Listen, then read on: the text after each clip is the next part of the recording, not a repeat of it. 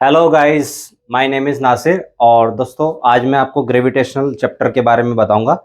और चैप्टर पढ़ाने से पहले मैं आपसे एक रिक्वेस्ट करना चाहूँगा कि प्लीज़ मेरे चैनल को सब्सक्राइब कीजिए और इसको ज़्यादा से ज़्यादा लोगों तक शेयर कीजिए ताकि ग्रोथ हो सके चैनल की। सो स्टार्ट करते हैं ग्रेविटेशन चैप्टर। चैप्टर जो है ग्रेविटेशन, और ये क्लास 9th। सो स्टार्टिंग में आता है सबसे पहले first, what is gravitation. Question ये है, व्हाट इज ग्रेविटेशन।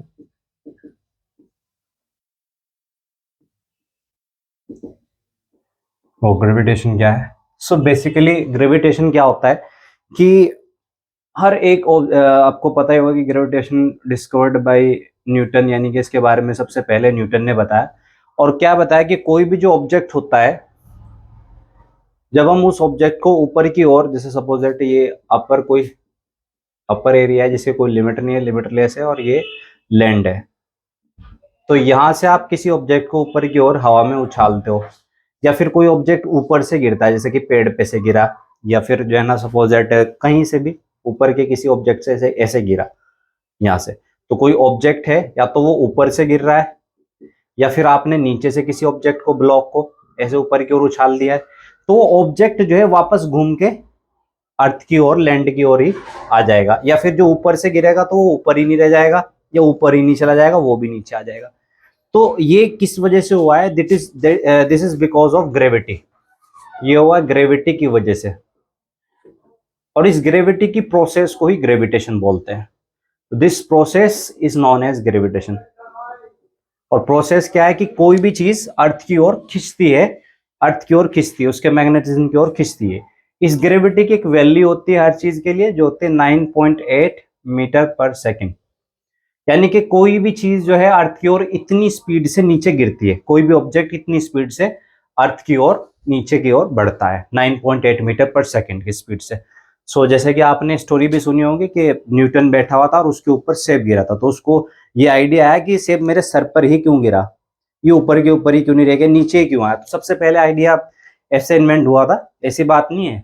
सेब भारत में भी गिरा था, बट भारत के लोग जो है ना, लड़ लड़ के मर गए थे। दो लोग बैठे थे पेड़ के नीचे, लड़ लड़ के मर गए कि पहले कौन खाएगा, ठीक है ना। तो सेब तो यहाँ भी गिरा था, पहले गिरा था, और न्यूटन से भी।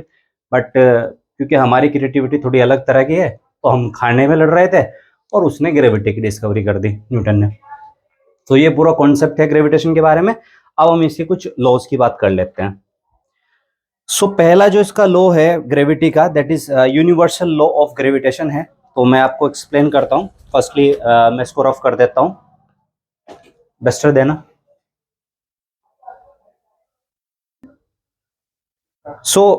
जैसे कि मैंने क्या, यूनिवर्सल, पहला फर्स्ट लॉ है इसका, universal law of gravitation. So what is this universal law of gravitation?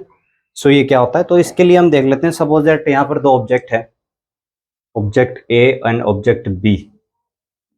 दो ऑब्जेक्ट मान लिए हमने, ऑब्जेक्ट ए है एंड ऑब्जेक्ट बी है। ऑब्जेक्ट ए और ऑब्जेक्ट बी की जो डिस्टेंस है इनके न्यूक्लियस पॉइंट से, वो डी मान लेते हैं। तो यहां से इसकी जो डिस्टेंस है इनकी, वो है डी, स्मॉल डी, ठीक है ना। दो ऑब्जेक्ट की डिस्टेंस है। उसके बाद में object A and object B है, इनका मास मान लेते हैं। जो थोड़ा बड़ा दिखाई दे रहा है इसका मास कैपिटल एम मान लेते हैं, और जो छोटा स्मॉल दिखाई दे रहा है उसका मास स्मॉल एम मान लेते हैं। Then what will be the force, इन ऑब्जेक्ट पे क्या फोर्स होगा, ठीक है ना, क्या फोर्स इन पे लगेगा वो हमें देखना है। तो F डायरेक्टली प्रोपोर्शनल टू होता है मास के, तो मास दो हैं जो हमें दिखाई देते हैं, एम एम। और इनवर्सली प्रोपोर्शनल टू होगा डिस्टेंस के स्क्वायर के, डिस्टेंस का स्क्वायर हो गया डी स्क्वायर। तो मास के डायरेक्टली प्रोपोर्शनल टू है, यानी कि इसको हम ऐसे समझा सकते हैं कि F directly proportional to mass, और सेकंड पॉइंट में F जो है वो इनवर्सली प्रोपोर्शनल टू है डिस्टेंस के स्क्वायर के। अब इन दोनों को हमने जब पुट किया यहाँ पर एक फॉर्मूले में, तो एक फॉर्मूला आ गया आपका F directly proportional to M M upon D square, क्योंकि अपॉन में आना था और मास जो था वो ऊपर आना था प्रोपोर्शनल में, ठीक है। यहाँ पर प्रोपोर्शनलिटी का साइन हटाते हैं तो एक कांस्टेंट आ जाता है, क्या आ जाता है, एक कांस्टेंट। तो F is equal to G, capital G into M upon D square. And what is G, what is G here? It is a gravitational constant. What is this? Gravitational constant. So हमें पता चल गया G क्या है, gravitational constant. इसकी value fix रहती है gravitational constant की, हर एक क्वेश्चन में आपको देगा। वैसे होती है 6.34 इंटू 10⁻⁻34, ये वैल्यू इसकी फिक्स होती है, ठीक है ना, ग्रेविटेशनल कांस्टेंट की। So now what we will do here, ये आपका फॉर्मूला आ ही गया है। व्हाट इज दिस, इसका फॉर्मूला आ ही गया है। अब हम इसको क्या कर सकते हैं, सपोज दैट हमें यहाँ से ग्रेविटेशनल कांस्टेंट निकालना है, किसकी वैल्यू निकालनी है, और जी की वैल्यू भी निकाल सकते हैं आप यहाँ से, अगर वो नहीं दे रखी है, ठीक है ना, फिक्स वैल्यू नहीं, तो जी इज इक्वल टू हो जाएगा, एफ आपका कहाँ चला जाएगा यहाँ पर, तो एफ डी स्क्वायर ऊपर आ जाएगा, डी स्क्वायर और अपॉन में क्या हो जाएगा, एम एम। तो अगर आप चाहे तो यहाँ से ग्रेविटेशनल कांस्टेंट की वैल्यू भी निकाल सकते हैं। इज देयर एनी प्रॉब्लम, कोई दिक्कत तो नहीं है, ठीक है। सो एफ निकालने के लिए ये फॉर्मूला लगेगा एंड जी निकालने के लिए ये फॉर्मूला लगेगा। तो this is the law of universal law of gravitation. अब इसके ऊपर हम एक प्रॉब्लम कर लेते हैं, क्वेश्चन कर लेते हैं, ठीक है। तो पहले मैं क्वेश्चन नोट कर देता हूँ बोर्ड पे। सो अब हम इस क्वेश्चन को देखते हैं, जो कि यूनिवर्सल लॉ से रिलेटेड क्वेश्चन है। सो इसमें कि the mass of the earth is 6 into 10⁻24 kilogram. ये कह रहा है कि जो अर्थ है, हमारी पृथ्वी जो है, उसका मास इसने दिया है, तो अर्थ का mass capital M is equal to दे दिया है इसने 6 इंटू 10⁻24 किलोग्राम, इतने किलोग्राम वजन है हमारे अर्थ का। उसके बाद में and that of moon is, और मून यानी कि चंद्रमा या चांद जिसे कहते हैं, स्मॉल एम इजिकल टू दिया है 7.4 इंटू 10⁻22 किलोग्राम। अब आप कहेंगे कि इसको कैपिटल एम क्यों लिया, इसको स्मॉल एम क्यों लिया, दोनों एक वजन है, मास है। देखो अर्थ बड़ी है और चंद्रमा छोटा है, तो जो छोटा ऑब्जेक्ट होगा उसको स्मॉल एम से लेंगे, और जो बड़ी चीज होगी, बड़ा ऑब्जेक्ट होगा, उसको कैपिटल एम से लेंगे।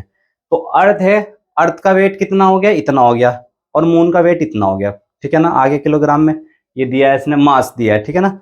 उसके बाद में and that of the moon is 7.4 kilogram. And that of the moon is कितना है, 7.4 किलोग्राम। अच्छा ये दो बार लिखा गया, ठीक है, इसको यहाँ से रहने दीजिए, क्योंकि मून तो इसका वेट तो लिख ही दिया 7.4 इंटू 10⁻22।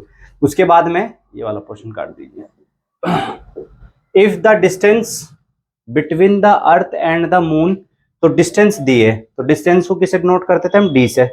तो मून और अर्थ के बीच की डिस्टेंस अगर इतनी है, कितनी दे दी इसने, कह रहा 3.84 इंटू 10⁵ किलोमीटर, इतने किलोमीटर डिस्टेंस दे दिए।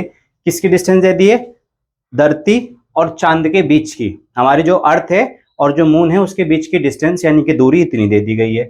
देन उसके बाद में कह रहा है कैलकुलेट द फोर्स, फोर्स को कैलकुलेट करना है, F is equal to question mark by the earth on the moon. Earth के द्वारा मून पर कितना फोर्स लगाया गया वो ध्यान रखना है, लगता है फोर्स, क्योंकि अर्थ जैसे कि ये अर्थ है आपकी, ये भी घूम रही है अपनी एक्सिस पे, वैसे ही जो मून है वो भी इसके चारों ओर घूम रहा है मून। लेकिन उसकी जो घूमने की वो है, वो ऐसे नहीं कि बिल्कुल एग्जैक्ट इस स्टेज में घूमता है, थोड़ा इक्लिप्सिड होकर घूमता है, यूं ऐसे ऐसे ऐसे लगाता है चक्कर, थोड़ा ऐसे, ठीक, बिल्कुल ऐसे ऐसे करके नहीं घूमता, बिल्कुल ये पोजीशन नहीं है बिल्कुल सर्कुलर वाली, ऐसे इक्लिप्सिड हो जाता है, थोड़ा सा नीचे की ओर आता है ऐसे, ठीक है। और हमारी अर्थ भी घूम ही रही है, किसके चारों ओर घूम रही है, सन के, ठीक है ना। और जो चांद है, जो मून है, वो किसके चारों ओर घूम रहा है, अर्थ के, लेकिन इक्लिप्सिड हो गया थोड़ा सा, ये वाला फॉर्मेट देखो, थोड़ा सा नीचे को आ गया, ठीक है ना। इसीलिए आपने देखा होगा जो ग्रहण होते हैं, सूर्य ग्रहण जो होता है या चंद्रमा ग्रहण, इसी फॉर्मेट में होता है, वरना तो हर तुम्हें पता है कि 30 दिन में एक चक्कर पूरा हो जाता है मून का अर्थ के चारों ओर, वरना तो हर 30वें दिन जो है हमें क्या देखने को मिलेगा, सूर्य ग्रहण देखने को मिलेगा। वो नहीं दिखाई देता, सिर्फ 2 खास पॉइंट पर ही दिखाई देता है, उसका कारण वो इक्लिप्सिड डिस्टेंस ही है। तो खैर चलो वो अलग टॉपिक है, फिलहाल हम क्वेश्चन पर जाते हैं। तो हमें एफ निकालना है, ठीक है ना। जी की वैल्यू उसने इतना दिया है, 6.7 × 10⁻⁻ कितना है, -11 है। अब उसके बाद में हमने क्वेश्चन, हमें पता था कि फॉर्मूला क्या था, F is equal to G into M upon D square, ये फॉर्मूला था ना। अब इस फॉर्मूले में पुट कर देंगे वैल्यू, ऑफ निकालना है जी की वैल्यू कितनी है, ये रही, आप यहाँ पे रख देंगे 6.7 इंटू 10⁻⁻11 इंटू कैपिटल M की वैल्यू कितनी है, ये रही 6 इंटू 10⁻24 इंटू स्मॉल m की वैल्यू कितनी है, ये रही 7.4 इंटू 10⁻22 और अपॉन में डी स्क्वायर कितना है, देखो 1 किलोमीटर में इसको मीटर में चेंज कर लो, और 1 किलोमीटर में 1000 मीटर होते हैं, 1000 मीटर होते हैं, तो इसकी 1000 से मल्टीप्लाई कर देंगे, तो d इजिकल टू आ जाएगा, यहीं पे लिख देते हैं मीटर में करके, इसको हो जाएगा 3.84 इंटू 10⁵। अभी किलोमीटर में था, मीटर में बदलने के लिए 1000 से मल्टीप्लाई कर देंगे, ठीक है। 1000 में यहाँ पे 10 की पावर कितना भी कह सकता हूँ उसको 3, तो 10 की पावर 3 यहाँ मल्टीप्लाई कर देगा, कितना हो जाएगा 10 की पावर 8, तो यानी कि ये हो गया d इजिकल टू आपका अल्टीमेटली 3.84 इंटू 10⁸ मीटर। ये किलोमीटर से किस में चेंज हो गया, मीटर में चेंज हो गया, तो यहाँ पे इसकी वैल्यू रख लेंगे 3.84 इंटू 10⁸। अभी d क्या है, यहाँ पर स्क्वायर है, तो इसका क्या कर लेंगे, यहाँ पर स्क्वायर कर लेंगे, स्क्वायर कर लो या 2 बार लिख लो उसको मल्टीप्लाई करके, एक्जैक्टली 3.84 इंटू 10⁸। स्क्वायर है इसलिए क्या कर लो, उसको 2 बार रख लो, इजी रहेगा। अब यहाँ पर सबसे पहले पावर सोल्व कर लेते हैं, क्या सोल्व कर लेते हैं, पावर 24 और 22 प्लस प्लस की है, तो प्लस की 24 और प्लस की 22, तो ये हो गई कितनी 46, तो ये 10 की पावर 46 तो हो गई यहाँ पर प्लस की, ठीक है। अभी ध्यान रखिएगा, माइनस की 11 है, नीचे देखो कितनी है 8 और 8 टोटल मिलाए कितनी हो गई 16, तो 10 की पावर 16 हो गई, नीचे 8 और 8 16 हो गई ना।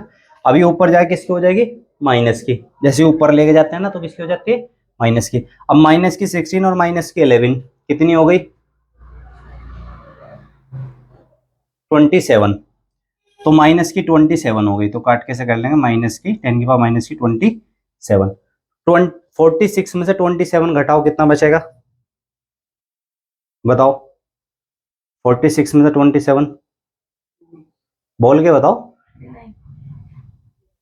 19, ठीक है, तो बच गई 19, और वो भी किसकी, प्लस की, 23 घटाया ना हमने 27, अच्छा बोल के बताओ कोई प्रॉब्लम नहीं।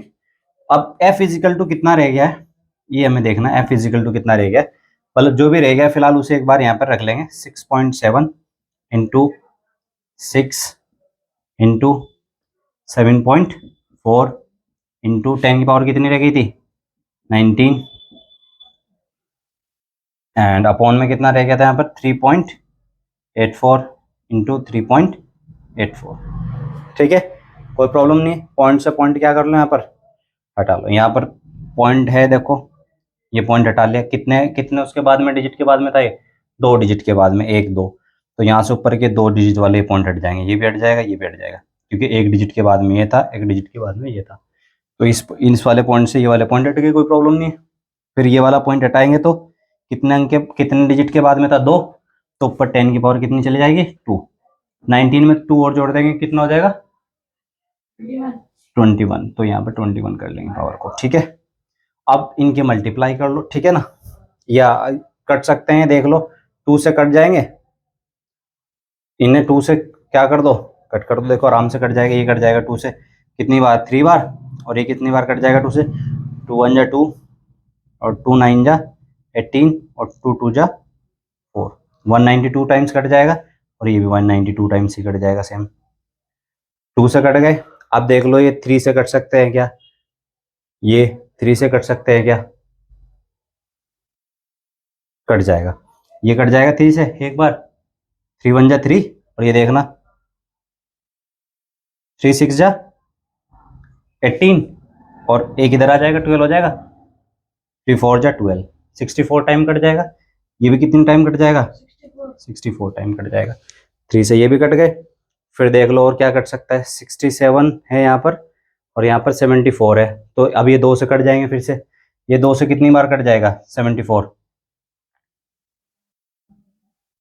2 3 जा, ऊपर को लेते हैं थोड़ा सा, 2 3 जा 6, और फिर यहाँ पे एक आ जाएगा 14 हो जाएगा, 2 7 जा 14, 37 टाइम्स, और ये भी कट जाएगा, कितने टाइम्स कट जाएगा, 2 3 जा 6 और 2 2 जा 4, और ये भी 32 टाइम्स कट जाएगा। ठीक है, अब इसे जो बचा वो रख लेते हैं, इधर रख लेते हैं। क्या क्या बचा हुआ है, F इजिकल टू बच गया आपका, यहाँ पे कितना बचा हुआ है, 67 ही है, तो 67 मल्टीप्लाई कितना रह गया था, 37 पावर कितनी रह गई थी, 21 अपॉन में नीचे क्या रह गया था, 32 का स्क्वायर कह सकते हैं, 32 का स्क्वायर या 32 इंटू 32। अब इसको सोल्व कर देंगे, यहाँ से इसको मतलब इसकी मल्टीप्लाई इसमें करके, इसकी मल्टीप्लाई इसमें करके, और इसको इससे डिवाइड दे देंगे, और पावर को जो का तो आंसर में रख देंगे, वही आपका क्या हो जाएगा, आंसर। ठीक है ना, तो इस तरीके से आप इसको आगे शॉर्ट आउट कर सकते हैं, सोल्व कर सकते हैं। तो दैट्स इट। तो इस तरीके से कोई भी क्वेश्चन आएगा आप इसका फर्स्ट लॉ का, ठीक है ना, वो आप कर सकते हैं, कोई प्रॉब्लम तो नहीं है। ये है आपका। उसके बाद में जो है यहाँ पर आपका नेक्स्ट टॉपिक जो हमें बताना है, to calculate the value of g, small g की वैल्यू कैलकुलेट करनी है। अभी हम डिस्कस कर लेते हैं पहले न्यूटन्स के 3 लॉज ऑफ मोशन। तो मैं इनके बारे में जल्दी से आपको एक्सप्लेन कर देता हूँ बहुत अच्छी तरीके से। तो जैसे कि न्यूटन का फर्स्ट लॉ ऑफ मोशन जो है, ये बता रहा है कि अगर किसी ऑब्जेक्ट को रेस्ट में रखा जाए तो वो रेस्ट में ही रहेगा जब तक कि उस पर कोई बाहर से फोर्स ना लगाया जाए। ठीक है ना, जब आप उस पर बाहर से फोर्स लगाएंगे तो वो अनबैलेंस्ड हो जाएगा। सपोज दैट अब ये ऐसे ये मार्कर या कोई ऐसी चीज रखी हुई है, किसी ऑब्जेक्ट, ये एक ऑब्जेक्ट मान लीजिए रखा हुआ है, जब तक आप इस पे बाहर से कोई फोर्स अप्लाई नहीं करनेंगे तो ये मोशन में नहीं आनेगा, ये रेस्ट में रहेगा। तो ये आपका फर्स्ट लॉ ऑफ मोशन है कि जब तक किसी चीज पर, किसी ऑब्जेक्ट पर या किसी वस्तु पर हम फोर्स नहीं लगाएंगे तब तक वो रेस्ट में रहेगी। जैसे ही लगा देंगे फोर्स, तुरंत वो अनबैलेंस्ड हो जाएगी। ठीक है, फर्स्ट लॉ हो गया। सेकेंड लॉ ऑफ मोशन जो है वो क्या कहता है कि फोर्स जब आप लगाओगे तो वो एक्सीलरेशन कर लेगी, जो बात मैंने यहाँ पर आपको बता दी थी। जब हम फोर्स लगाएंगे तो ऑब्जेक्ट एक्सीलरेट करने लगेगा, यानी कि उसके अंदर गति आ जाएगी। ठीक है ना, एक्सीलरेशन करने लगेगा। तो जितना फोर्स लगाएंगे उतना ही एक्सीलरेशन होगा, यानी कि उतना ही उसके अंदर जो है ना गति या त्वरण पैदा हो जाएगा, उत्पन्न हो जाएगा, जितना आप उसी किसी ऑब्जेक्ट पे फोर्स लगाएंगे। तो फोर्स जितना बढ़ा दोगे आप, उतना ही क्या बढ़ जाएगा, एक्सीलरेशन बढ़ जाएगा। ठीक है ना। तीसरा जो लॉ है आपका, थर्ड लॉ ऑफ मोशन है, वो कहता है कि किसी भी ऑब्जेक्ट पे जब हम फोर्स लगाते हैं वो ऑब्जेक्ट भी हमारे पर उतना ही उसी अपोजिट डायरेक्शन में फोर्स लगा देता है। सपोज दैट आपने किसी को धक्का दिया, किसी ऑब्जेक्ट को, ऐसे ये वॉल है, इसको आपने धक्का दिया ऐसे, तो ये वॉल भी हमारे पर उतना ही प्रेशर अप्लाई कर देगा अपोजिट डायरेक्शन में, हमारे अपोजिट डायरेक्शन में उतना ही फोर्स जो है ये अप्लाई कर देगा, और ये बैलेंस पॉइंट हो जाएगा, ना ये दीवार पीछे हटेगी और ना ही हम। ठीक है नहीं, तो जितना फोर्स हम इस पे लगा देंगे उतना ही ये वॉल, ये दीवार हमारे पे फोर्स लगा देगी। तो ये कह रहा है कि every action has a reaction, तो हर एक्शन की क्या होती है, रिएक्शन होती है। तो जितना फोर्स हम किसी ऑब्जेक्ट पे लगाते हैं वो ऑब्जेक्ट भी हमारे पर उतना ही फोर्स लगा देता है वापस। ये है आपका न्यूटन्स का थर्ड लॉ ऑफ मोशन। तो क्लियर हुआ, ठीक है।